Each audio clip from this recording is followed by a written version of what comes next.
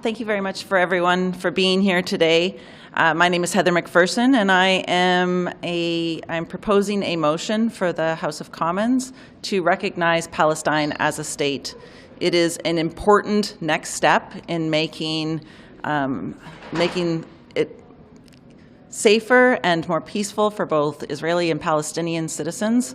What we're seeing right now in Rafah, the carnage that we're seeing, the killing of over 12,000 children, requires that Canada do more, that Canada do everything they can to stop the horrendous human toll that we're seeing right now in Rafah and across Gaza and the West Bank.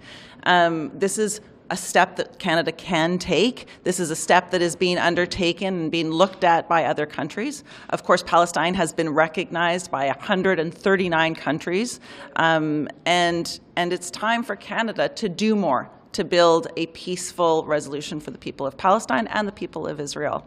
I'm happy to be bringing this forward.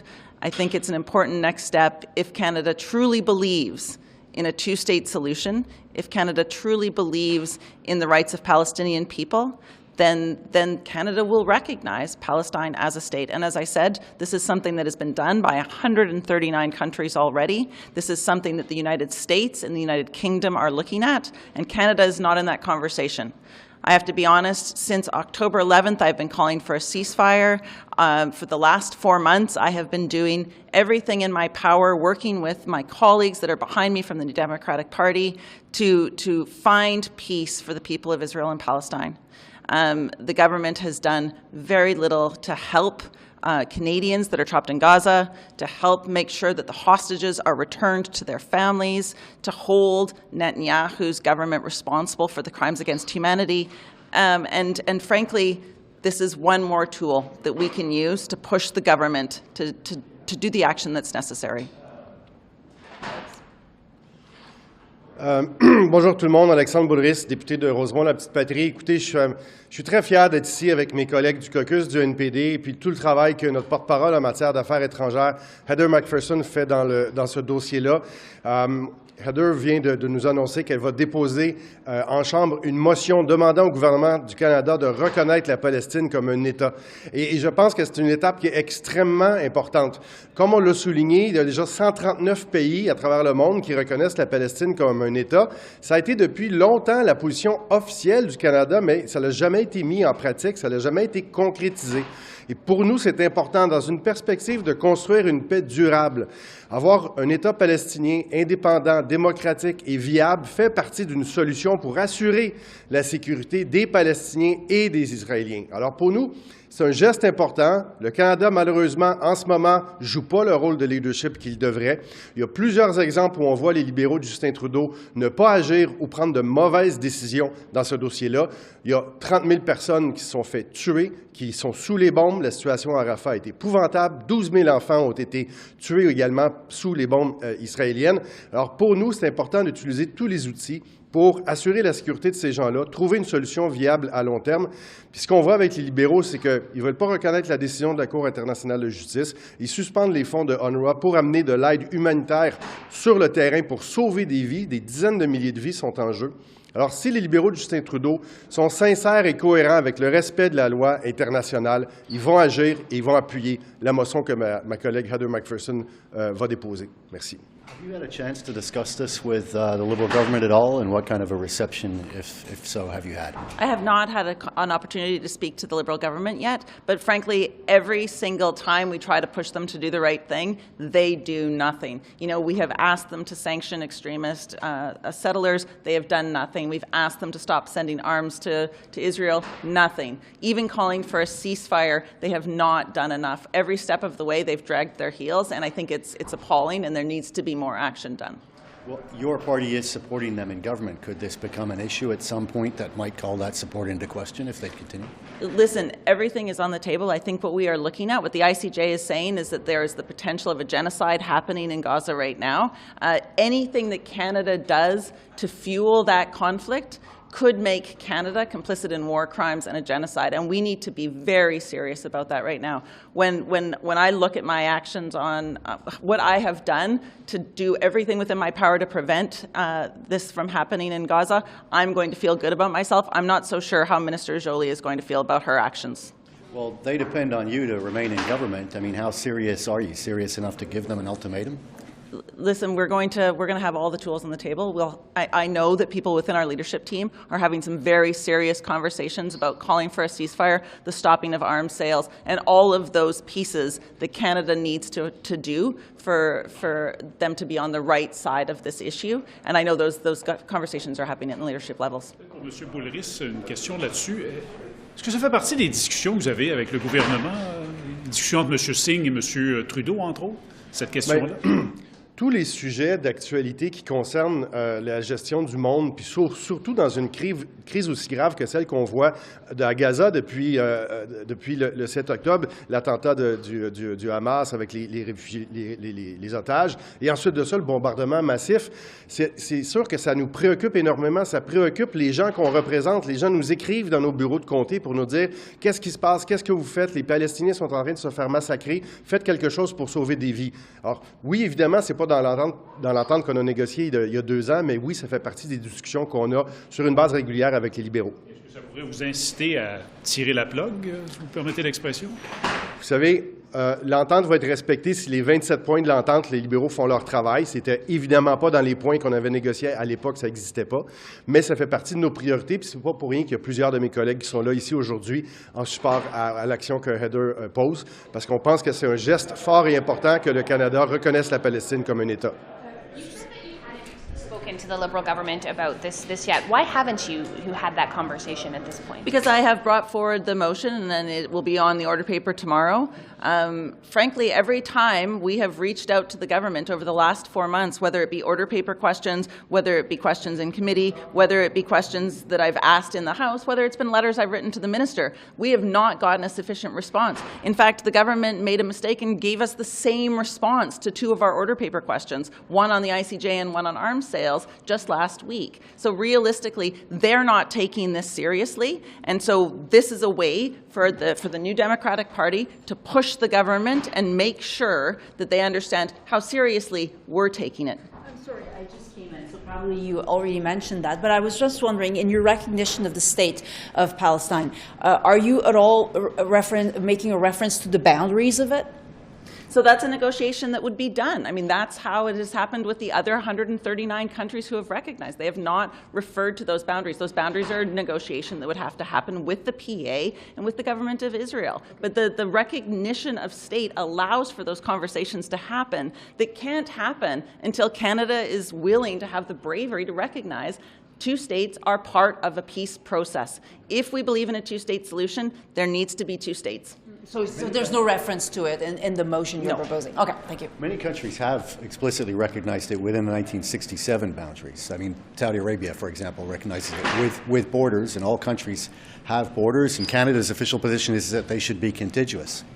Do you have any position on that, for example, on whether the future state of Palestine should all be connected together in one piece? My perspective is that that's not a conversation for the Canadian Parliament. Our role here is to actually recognize, the first thing we need to do is recognize that Palestine is a state. And from that position, then you can start having peaceful conversations. Then you can start looking at what the state of Palestine would look like. Then you can push back on Netanyahu saying that he's not interested in a 2-state solution. This is the opportunity for Canada to join conversations that are happening in the UK, that are happening in the US, that 139 other countries have already agreed to. Once that happens, then the Rome Statute is, Canada recognizes Palestine under the Rome Statute. Then the International Criminal Court and the International Court of Justice are able to do that work better. And it gives Canada legitimacy that we are lacking at the moment. I think you said this in your earlier answer, but do you believe that you can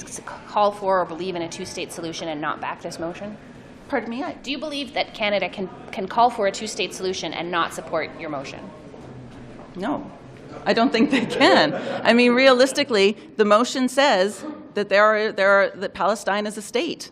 it's very, very, I've never understood how the Liberals or the Conservatives can say that they believe in a two-state solution and not recognize two states. Is that a motion requiring unanimous consent? Unanimous consent? It is not a unanimous consent motion. It is a private member's motion. I'm sorry. Okay. Yeah. And did you give a heads up to the Liberals? Because according to the cooperation agreement, there's supposed to be a no surprise understanding. So was there The a agreement heads up? covers certain areas. It doesn't cover this area. And frankly, as I mentioned earlier, we have tried time and time again to get the Liberal government to take action. They refuse to take any meaningful action. And then on the other side, we have the Conservatives, who frankly refuse to acknowledge that Palestine has any rights. You know, yesterday I brought forward a question in question period condemning the sales of weapons to Israel at a time when they are using them on civilians, and the Conservatives stood in the House and cheered. It was disgusting. So there's no heads up, though. So there was no heads up to the government. This was tabled. Okay. This was brought forward today, and it will be on the order paper tomorrow. Order paper tomorrow. Merci beaucoup. Thank you very much. Thank you.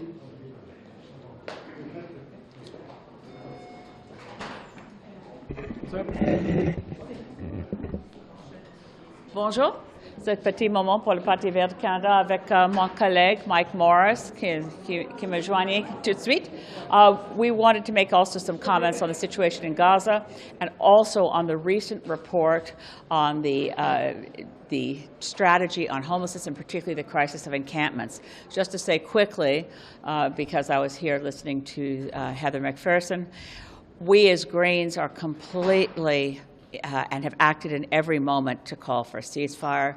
We've called on our government to look closely at the ruling of the International Court of Justice and that Canada's actions could indeed link us into the investigation of genocide, that we must not take any actions in any way, shape, or form that could be seen to be increasing the risk of genocide. Therefore, we must stop military shipments to Israel, full stop. Period. We must start funding UNRWA again. It is not just an aid agency. For the last 70 years, it's been pretty much the institution on the ground for people displaced 70 years ago. There isn't another option like UNRWA, and we were quick to, without looking at the evidence, jump on the allegations and take dramatic action to cut off funding to UNRWA. This is a humanitarian crisis. I mean, I was born in 1954. I've been searching my memory banks. Have we ever seen anything like this in the last 70 years of a humanitarian crisis? We've seen some bad things over the 70 years of my lifetime, whether in Vietnam or elsewhere. But this is a humanitarian crisis that calls for Canada to be clear that we stand with the desperate need for peace and humanitarian assistance. With that, I'm quickly going to turn it to Mike to speak to the issue of homelessness and what we must do on encampments, and then we'll both be able to take questions. Yes. Merci. And thank you to Elizabeth. As the housing critic for the Greens, just wanted to note how much we are encouraged by the final report that the Federal Housing Advocate released today on encampments at a time when in my community, in Waterloo Region, for example, we know that the number of people living rough, living unsheltered, has tripled since 2018, and figures are similar across the country. We've seen the rise of encampments, again, in Kitchener, as we have across the country. The Federal Housing Advocate today makes very clear, quote, her words from her report, encampments exist only because of a larger systemic failure to uphold the right of all people to adequate housing without discrimination. She goes on to say that this national crisis requires a national response. As Greens, we've been saying the same thing for years. We are encouraged that the Federal Housing Advocate is pressing as clearly as she is. We are hopeful that the minister will respond appropriately to her call for a plan by August 31st. And in particular, she notes that all governments must immediately fund and develop adequate housing solutions and supports so that people living in encampments are rehoused as rapidly as possible. With Budget 2024 on the horizon, having seen no funds for housing in budget 2023 outside of funds committed in future years for Indigenous housing, we continue to call for this government to step up to the plate in budget 2024 and fund housing, recognizing the crisis we are in. With that, I'll turn it back to Elizabeth for questions. Thank you. Are you ever vote to the NDP motion on recognizing the state of recognizing I Palestine? haven't seen the motion. Is there one before the floor of the House? I hate to ask you the question. I know that Heather had one in committee. Do we have a motion before Parliament that will be voted on? We don't. Let me just be very clear. Regardless of what you've heard. absolutely, the government of Canada says, still on the Global Affairs Canada website, that Canada stands in support of a two-state solution. It's a truism. How can there be a two-state solution if you don't have two states, the state of Israel and the state of Palestine? And the more that Israel has illegally appropriated the territory of Palestine for the illegal settlements project, which is a massive government-funded project of Israel under Netanyahu, to take Palestinian land, appropriate it to essentially large gated communities with separate highways and infrastructure that enforces more divisions and a complete lack of equity between the people of Palestine and the West Bank and the people who live in the gated communities that Israel has created. Where can you have a state of Palestine if it continues to be taken illegally and appropriated? So there was an earlier question on borders. The Green Party believes the 1967 borders are a good starting point. I agree with the NDP critic. This is a matter for negotiation between all the parties, but without two states, you can't have a two-state solution. Merci. Merci beaucoup. Hello, good afternoon, everyone. Just really quickly wanted to draw attention to some of the antics that took place yesterday. Minister Ian was trying to put forward a unanimous consent motion that really draws attention to the really important issue of sexual and reproductive rights in Canada. Of course, it's Sexual and Reproductive Health Week here as well in the country, and so really we're going to try again today to get that on the record. It's a really important issue for us. I think there's also a bad habit of our Conservative colleagues shouting down our female ministers and trying to silence their voices, which is unacceptable. So I'll take your questions if you like. How you would vote on the NDP motion recognizing the state of Palestine?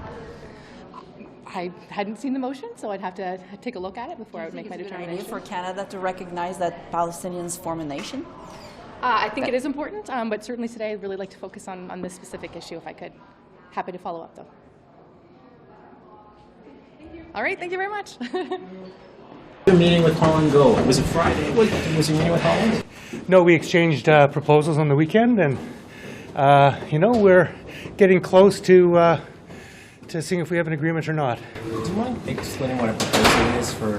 I have no idea what it's for. Is that like actual legislation, or is that something totally different? Well, the agreement we have calls for us to agree on legislation to be introduced in the House of Commons. The Liberals did draft legislation back in September. That was not to our approval. So we've gone back and forth with different proposals as to how to improve that legislation to get into a position where we can support it. How close were you guys? Well, I would say we're pretty close to finding out if we have agreement or not.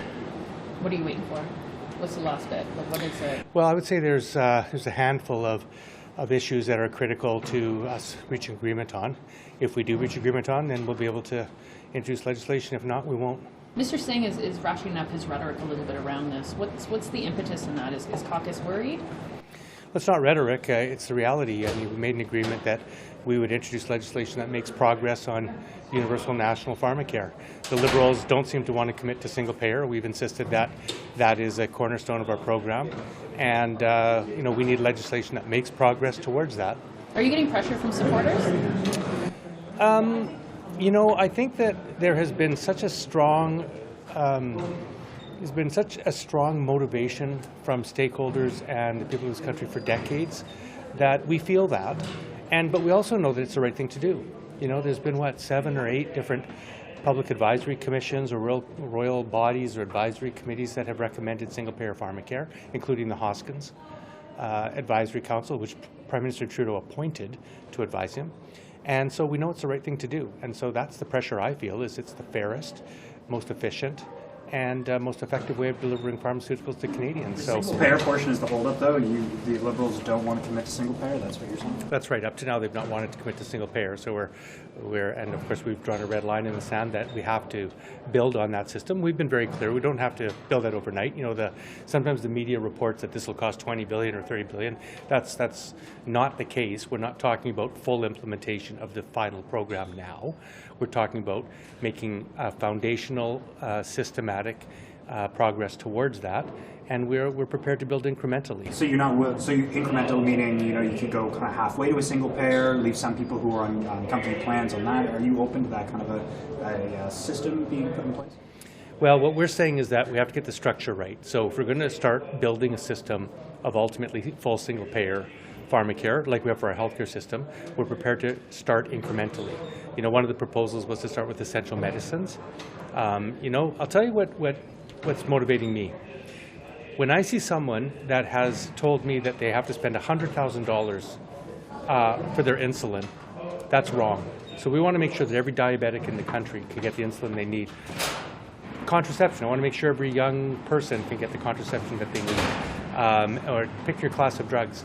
And so getting a start by getting those drugs covered through a single payer model is something that I think is eminently doable, and that's what we're working towards. But by working and aligning yourself so closely with the Liberals, are you not concerned that come the next election, some of your supporters might think, well, if I cast a vote for the NDP, that might be an endorsement of Justin Trudeau?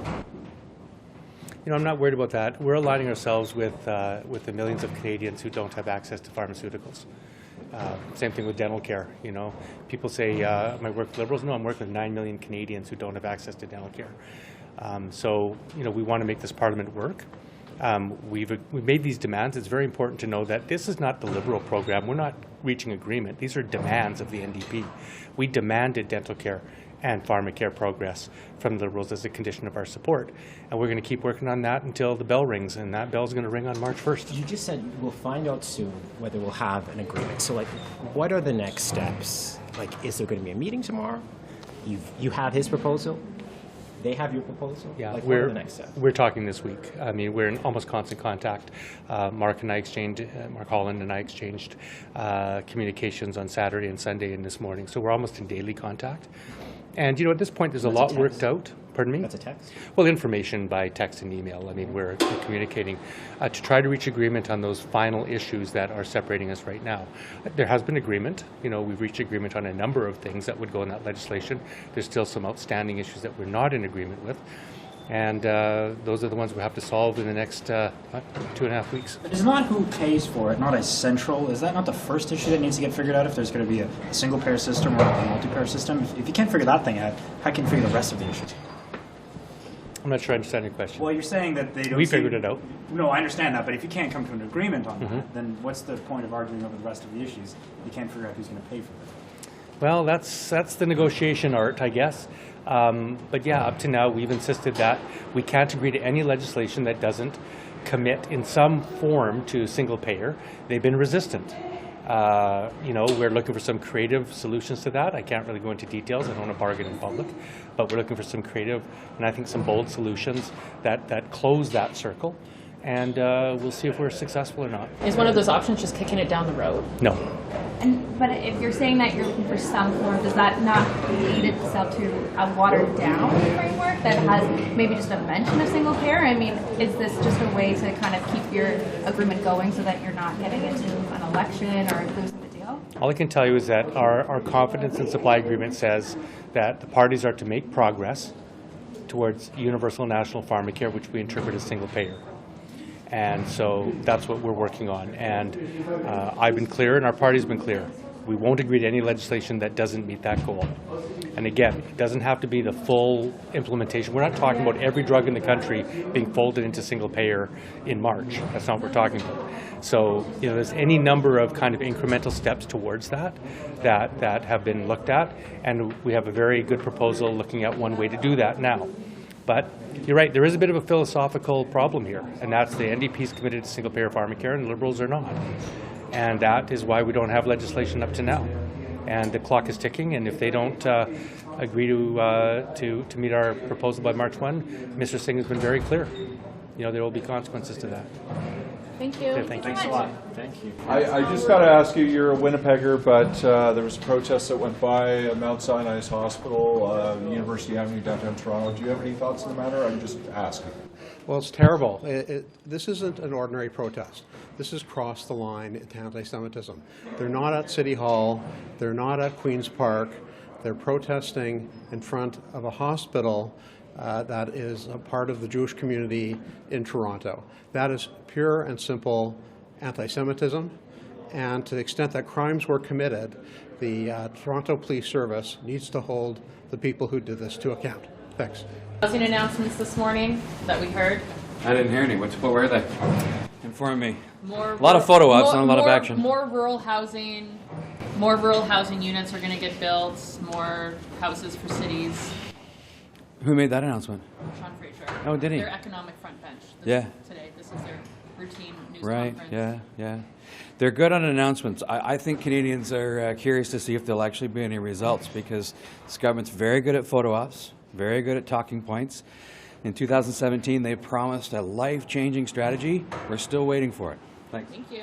How you doing? Did you see my order paper question? I didn't, but I'll back to it. The government hasn't released the funds from the fall economic statement of 2021 to rebuild the critical infrastructure to deal with another major flood in British Columbia. My order paper question outlined that there's still $1.4 billion that hasn't been released to the province of BC. And we almost had another flood on the Nooksack and Sumas River the other day. If this happens, the billions of dollars that the federal government spent, it's only going to be like double, triple the next time, because we're still paying out all of the insurance costs. And this government has not used political pressure with the province of BC to say, you need to get this critical climate infrastructure built to stop a major flood on the most productive agricultural land in all of Canada, which is in the Fraser Valley of British Columbia. We are the food security breadbasket of British Columbia and Western Canada, and we cannot let this happen again. Like, it is a serious thing. It was just in the order paper questions last week. Like, I don't know what I'm doing. I'm just at a loss as to why this isn't happening already. It's just scary. Like, everyone talks about, oh, the impacts of climate change. It's my riding. It's not getting done. There is nothing more this government could be doing for climate change in Canada right now than the pump stations that need to be built in the Fraser Valley to protect the people and our agricultural lands from another major disaster. Is your leader talking about that issue? It's my job. It's my riding. No, but when did your leader talk about this issue? You're saying nobody in Canada is talking about this. Well, is your leader talking about this? It's my job to talk about my riding, and that's what I'm saying. Check out the order paper question. Yeah. The response came last week?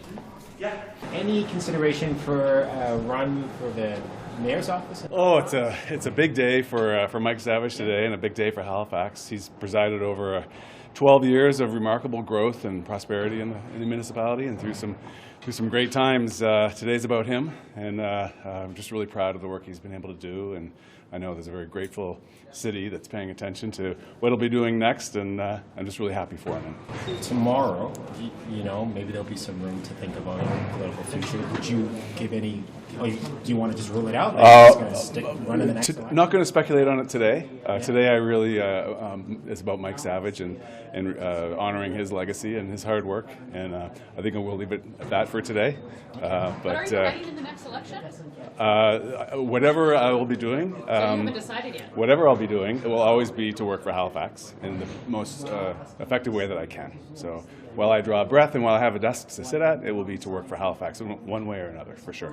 Yeah. Thank you. Cheers. Okay, thank you.